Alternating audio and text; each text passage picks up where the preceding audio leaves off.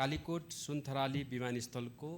कच्ची धावन मार्ग निर्माण सम्पन्न भई अब आफ्नो एक्सट्रिम एनर्जी ड्रिङ्कको क्यानमा भएको क्युआर कोड स्क्यान गर्नुहोस् र सुनको बल जित्ने मौका पाउनुहोस्। पहिलो पटक मिति 2073 साल माघ 29 गते तदनुसार 11 फेब्रुअरी 2017 मा तारा एयरलाइन्सको ट्विनटर विमानबाट पहिलो पटक परीक्षण उडान सम्पन्न भएको र तत्पश्चात धावन मार्ग कालोपत्रे गर्ने कार्य आर्थिक वर्ष 2079-80 मा सम्पन्न भई मिति 2080 साल फागुन 13 गते पुनः दोस्रो पटक तारा एयरको ट्विनटर विमानबाट सफलतापूर्वक परीक्षण उडान समेत सम्पन्न भइसकेको छ। नेपाल नागरिक उड्डयन प्राधिकरणको स्वीकृत उडान तालिका अनुसार नेपाल वायुसेवा निगमले सुर्खेत कालीकोट सुर्खेत खण्डमा प्रत्येक हप्ताको मङ्गलबार र शनिबार उडान गर्ने अनुमति लिएको भए तापनि मुख्य रूपमा ल्यान्ड फ्याक्टर अर्थात् चल्तीको भाषामा भन्दा यात्रु सङ्ख्याको उपलब्धताको कारणले गर्दा उक्त विमानस्थलमा नियमित उडान सञ्चालन हुन नसकेको अवस्था छ। उक्त विमानस्थलमा नियमित उडान सञ्चालन सुचारू गर्नका लागि प्राधिकरणको पहलमा Nepal airlines, Tara air, summit air, Sita air तथा कालीकोटका प्रतिनिधि समेतको उपस्थितिमा छलफल हुँदा तारा एयरले हप्ताको 2 दिन उडान सञ्चालन गर्न सहमति जनाए तापनि स्थानीय निकाय जोसँग छलफल भएको थियो स्थानीय प्रतिनिधिहरूबाट निकायबाट यात्रुको सुनिश्चितता हुन नसकेकोले हालसम्म नियमित शेड्युल उडान हुन सकेको छैन। आगामी दिनमा स्थानीय तह र वायु सेवा सञ्चालकहरूबीच आवश्यक समन्वय भई नियमित यात्रुको सुनिश्चितता भएको खण्डमा त्यहाँ आवश्यक पर्ने प्राविधिक जनशक्ति एटीसी, सञ्चार उपकरण लगायत अन्य प्राविधिक व्यवस्था मिलाउन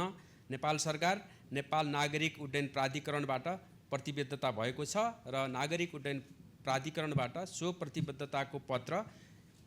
2083 असार 11 गते चलानी नम्बर 39 को पत्रबाट प्राप्त भएको ब्यौरा पनि सम्मानित सदनमा जानकारी गराउन चाहन्छु। धन्यवाद। प्रश्नकर्ता मान्यज्यू,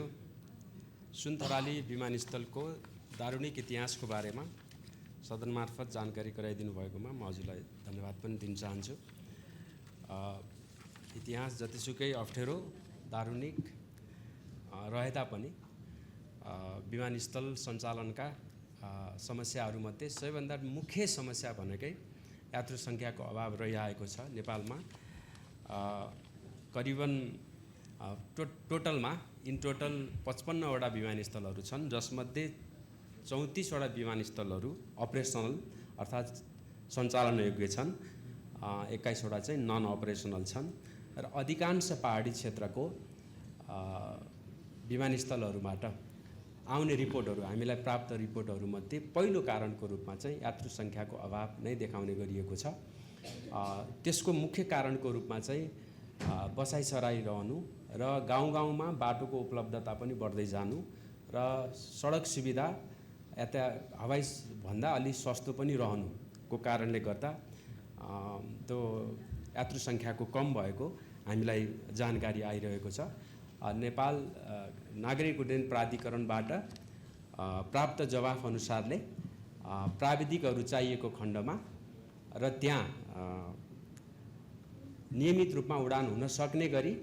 प्यासेन्जरको यात्रु सङ्ख्याको उपलब्धता न्यूनतम यात्रु सङ्ख्याको उपलब्धता भएको खण्डमा हामीले प्राविधिक जनशक्ति र उपकरणहरू त्यहाँ अवश्य पनि पठाउने छौँ र त्यसको हामीलाई कुनै प्रकारको कमी नरहेको क्यानमा उपकरण र जनशक्तिको कमी छैन। तर सञ्चालनमै नभएको ठाउँमा पठाएर फेरि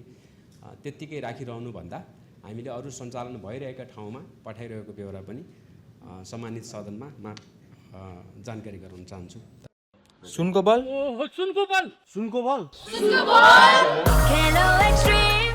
अब आफ्नो एक्सट्रिम एनर्जी ड्रिङ्कको क्यानमा भएको क्युआर कोड स्क्यान गर्नुहोस् र सुनको बल जित्ने मौका पाउनुहोस्।